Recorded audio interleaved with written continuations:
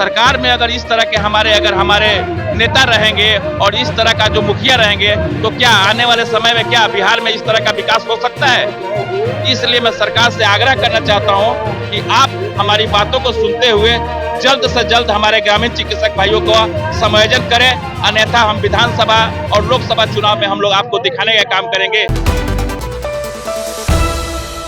नमस्कार, मैं अभिषेक और आप देख रहे हैं इनसाइड प्रेस। मैं अभी मौजूद हूं पटना के गर्दनी बाग में। जैसा कि मैं बता दूं कि ग्रामीण चिकित्सक जो है कि वो लगातार 30 सितंबर से धरना पे बैठे हुए हैं, लेकिन इनकी सुधि लेने वाला अभी तक कोई नहीं है। आइए हम इनसे बात करेंगे और जानने की कोशिश। कितने दिनों से आप लोग धरना बैठे हैं? हम लोग तो सबसे पहले मैं आपके चैनल को हार्दिक अभिनंदन करता हूं। आप लोग लोकतंत्र के चौथे स्तंभ होते हैं और आप लोग के द्वारा ही सरकार तक हमारी बात को पहुंचती है। तो मैं डॉक्टर एसके ठाकुर, बिहार ग्रामीण चिकित्सक संयुक्त मोर्चा का प्रदेश अध्यक्ष, हम लोग 30 तारीख से धरना प्रदर्शन पर बैठे हुए हैं और सरकार अभी तक हम लोग का कोई भी सूझबूझ नहीं ली। सबसे दुर्भाग्य की बात है कि आप लोग मीडिया चैनल वालों को पता होगा कि कोरोना काल में जो यही हमारे जो ग्रामीण चिकित्सक भाई जो है, इन्होंने गाँव में जो अपनी सेवा दी, सरकार भी इस चीज को मानी, लेकिन सरकार मानने के बावजूद भी जो हम लोगों ने प्रशिक्षण करवाई सरकार ने हम लोगों का, आज हम लोग प्रशिक्षित होकर आज हम लोग रोड पे पड़े हुए हैं और सरकार आज तक हम लोग का कोई सूझबूझ नहीं ले रही है। तो हम इस सरकार को हम क्या समझें? ये सरकार कैसी सरकार? अगर हमारी सरकार है, हम इनकी जनता को सेवा करते हैं गाँव में, तो सरकार को तो कम से कम पहले हम लोग का मांग को मानना चाहिए। हमारी मांग तो कोई ज्यादा है नहीं। हम लोगों ने सरकार से यही कहा है कि आप जो हम प्रशिक्षित हुए हैं 21,000 प्रशिक्षित ग्रामीण चिकित्सक को सबसे पहले आप एक राज्य रजिस्टर बनाइए और उसके बाद दूसरा हमारा मांग था कि जो आपने वादा किया था किस मेमोरियल हॉल में, मैं नीतीश बाबू को फिर बता देना चाहता हूं कि आपने किस मेमोरियल हॉल में जो हमारी संख्या आपने देखकर जो आपने वादा किया था कि जैसे ही आप लोग का प्रशिक्षण खत्म होगा उसके बाद आप लोग का हम संयोजन करेंगे, लेकिन आज पता नहीं क्या बात है, वो भूल रहे हैं इस बात को। सरकार में अगर इस तरह के हमारे नेता रहेंगे और इस तरह का जो मुखिया रहेंगे तो क्या आने वाले समय में क्या बिहार में इस तरह का विकास हो सकता है। इसलिए मैं सरकार से आग्रह करना चाहता हूं कि आप हमारी बातों को सुनते हुए जल्द से जल्द हमारे ग्रामीण चिकित्सक भाइयों को समायोजन करें, अन्यथा हम विधानसभा और लोकसभा चुनाव में हम लोग आपको दिखाने का काम करेंगे, आपको रास्ता दिखाने का काम करेंगे। कैसे दिखाइएगा? फिर चुनाव नजदीक आएगा, वो प्रलोभन दे देंगे फिर से आप लोग? नहीं, अब की बार हम लोग प्रलोभन पर मानने वाले नहीं है। हम लोग अगला बार प्रलोभन पर मान गए थे। उन्होंने बोला था कि जैसे ही हमारी सरकार आएगी आप लोग का हम लोग करेंगे। जिस समय उस समय आपको मैं बता देना चाहता हूँ, विपक्ष में आपका तेजस्वी यादव थे, आज जो स्वास्थ्य मंत्री बने हुए हैं, वो जब उनकी सरकार जब विपक्ष में थे तो उन्होंने हम लोग से वादा किया और मैं आपको बता देता हूं उनका जो मेमोरेंडम जो होता है, जो ये लोग का चुनाव का जो मेमोरेंडम होता है, उसमें 7वां नंबर में उन्होंने हम लोग का लिखा हुआ था कि ग्रामीण चिकित्सक, रसोईया, आशा, जीविका सब लोगों का उन्होंने जिक्र किया था कि मेरी सरकार अगर हम आते हैं सरकार में तो आने वाले सरकार जब हमारी सरकार बनेगी तो उसमें आप लोगों का हम लोग समायोजन करेंगे। लेकिन पता नहीं वो लोग भी भूल गए हैं। आज ग्रामीण चिकित्सक का कोई सूझबूझ लेने वाला नहीं है। क्या किस तरह की ये सरकार है, किस तरह की ये व्यवस्था है आपका?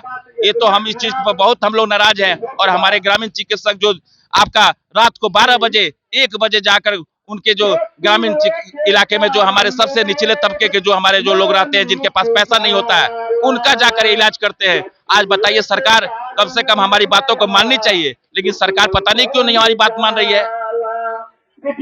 क्या नाम हुआ सर? डॉक्टर विकांत कुमार सिन्हा।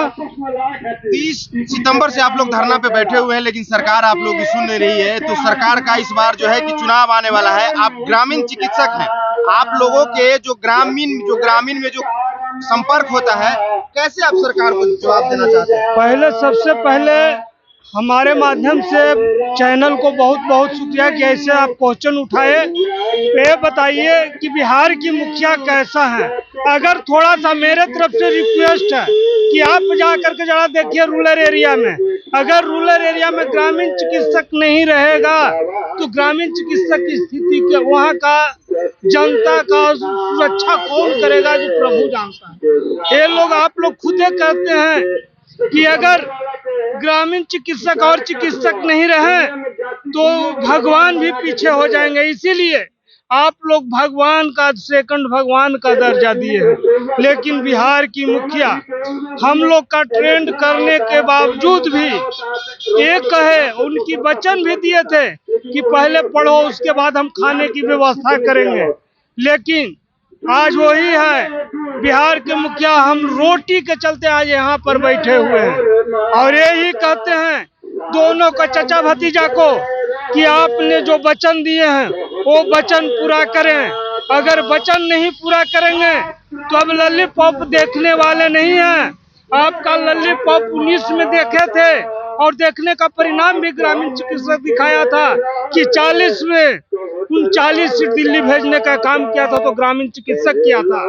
अगर 24 में ग्रामीण चिकित्सक की बात नहीं सुनते हैं, मानदेय के साथ ग्रामीण चिकित्सक की समायोजन नहीं होती है, तो 24 में 40 में 4 भी सोचने पड़ जाएगा, 4 भी सोचने पड़ जाएगा। ऐसा जवाब दे रहे हैं आप? एकदम। और आने वाले डेट 25 में जिस तरह से हम यहाँ हैं तो आने वाले डेट में चचा भतीजा को यहाँ लाके बैठाएंगे, दम चचा भतीजा को यहाँ बैठाएंगे।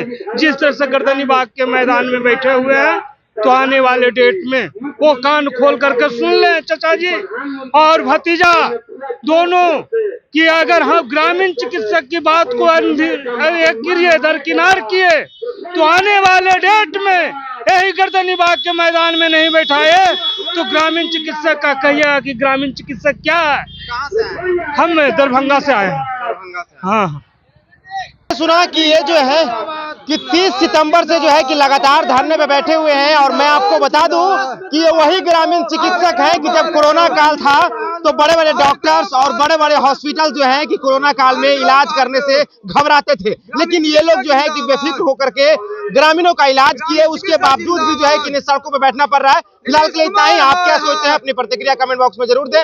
बने रहे इनसाइड प्रेस के साथ। धन्यवाद।